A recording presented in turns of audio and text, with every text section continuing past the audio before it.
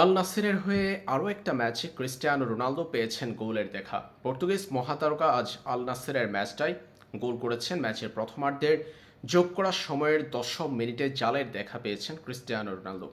সেই গোলটি ছিল ডিবক্সের সামান্য বাহির থেকে ফ্রিকিক গোল। ফ্রিকিকের মাধ্যমে এই গোলটি ক্রিস্টিয়ানো রোনালদোর ক্যারিয়ারের ৬৪তম ফ্রিকিক গোল। এছাড়াও তার লম্বা এই ক্যারিয়ারে ৮৯৯তম গোল এটি। তার এই ক্যারিয়ারে ৮৯৯তম গোলটি আজ করেছেন ক্রিস্টিয়ানো রোনালদো।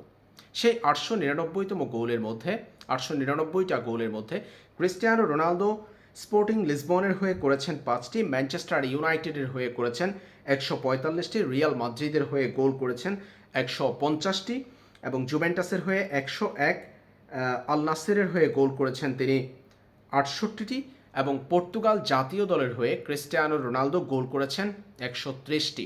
সর্বমোট তার গোল সংখ্যা দাঁড়িয়েছে ৮৯৯। আজ আল নাসেরের ম্যাচে তার এই ফ্রিকিক গোলটি তার ক্যারিয়ারের ৮৯৯তম গোল।